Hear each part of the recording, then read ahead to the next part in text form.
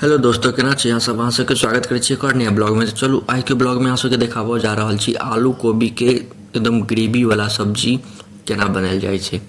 एकदम देसी तरीका, गाँव के याद आबि जायत, एते देसी तरीका से बतायब, एकदम आसान तरीका से। तो चलू देखियो, सबसे पहले कोबी के काटि लेब, ठीक। एहिके बाद आलू के उबालऽ ले दऽ देबै, 2 सीटी मारि देबै। देखियो आलू के देखा दै छी एते पानि में। ई तऽ उबालनाइ तऽ ओना सबके अबैत हैत, जिनका नहि अबैत हेतै तऽ 2 सीटी मारि लेब, आलू उबलि जाइ छै, ठीक। ओहिके बाद एकरा निकालि लेब बर्तन में, ठंडा पानि दऽ कऽ एकरा बढ़िआँसँ सोहि लेब। देखियो एते आलू छै, हमसब 3 आदमी छियै तऽ एते छै। ओहिके बाद टमाटर काटि लेब, सब चीजके पहिले तैयार कऽ लेब, ठीक। ई टमाटर काटि लेब। ओहिके बाद लोहिया गैस पर चढ़ा देबै। देखियो एते फ्लेम छै लोहिया, एहिमे तेल दऽ देबै। कनिक लोहिया गन्दा देखाइत हैत तऽ एहिमे घी निकालने छलिए तऽ तेँ एहिमे दऽ देलिए। जे सब घी वाला वीडियो नहि देखने हैब जाकऽ जरूर देखब, हम डालि देने छी यूट्यूब पर।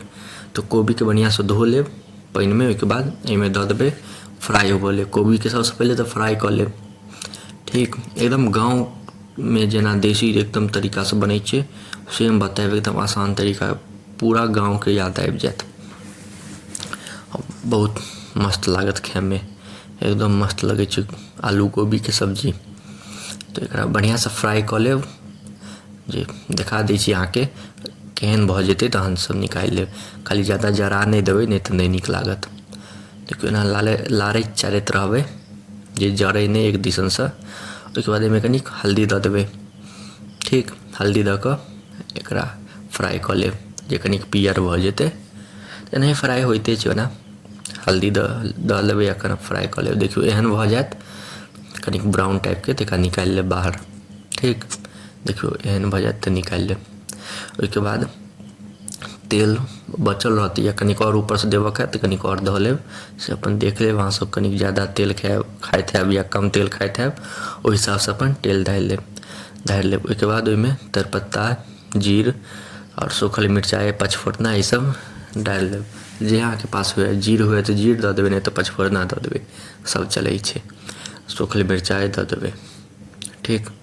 ईसब डालि कऽ ओहिके बाद एकरा कनी देर तक पकऽ ले देबै। आ जरा नहि देबै पचफोरना सबके, तेजपत्ताके, ठीक। ओहिके बाद आलू सोहि लेलिए, आलूके सोहि कऽ ओहिके बाद फोड़ि कऽ ओहिमे देबै। हमसब तऽ हाथेसँ फोड़ि लै छिए, ओना चाकूसँ काटि लेब। एकरा कनिक पकऽ देबै, ओहिके बाद ओहिमे धऽ देबै, हाथेसँ फोड़ि कऽ ओहिमे धऽ लेब, ठीक। देखियौ हमरा कनिक एक जगह जाइके छलै, पार्सल आबि गेल छलै, तऽ तेँ हम मम्मी अपन एहिमे आलू सब दऽ देलकै। ऑनलाइन पार्सल मँगेने रहिए तऽ वएह लाबऽ ले जाए पड़लै, तऽ तेँ हम ओकर वीडियो नहि लऽ पेलहुँ। तऽ एहिमे आलू दऽ देलकै, टमाटर दऽ देलकै, कनिक हल्दी दऽ देलकै, ओहिके बाद नमक एखन दऽ रहल छै। तऽ इएहसब केलकै, हम बताए देलहुँ मुँहसँ, ठीक। देखियौ नमक। ओहिके बाद आब धनिया पाउडर दऽ देबै।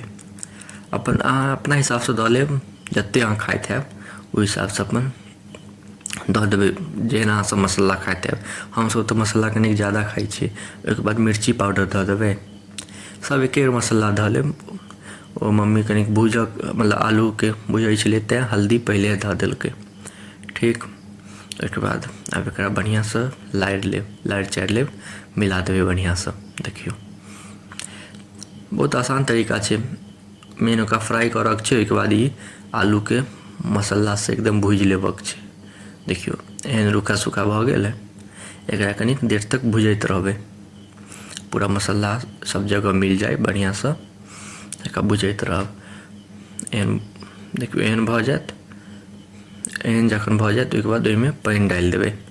पानि अहाँ जेहन खाइत हैब, जतेक अहाँ ग्रेवी चाही अहाँके, ओहि हिसाबसँ अहाँ पानि डालि देबै। ओना हमरा जकाँ बनायब तऽ देखियौ जतेक हम पानि दै छिए ओहि हिसाबसँ अहाँसब पानि डालि लेब, तऽ एक नम्बर बनि जायत। देखियौ आब एहिमे कोबी डालि लेब, कोबी जे फ्राइ केने रहिए ओहिमे डालि देबै कोबी, ठीक। ओहिके बाद अहाँ 5 सँ 10 मिनट तक गैसपर चढ़ल रहऽ देबै।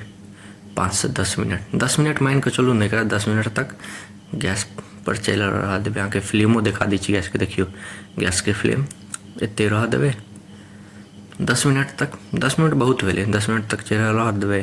देखियौ एहन भऽ जायत एकदम मस्त ग्रेवी के साथ एक नंबर लागत खाए में, बहुत टेस्टी लगे छै खाए में।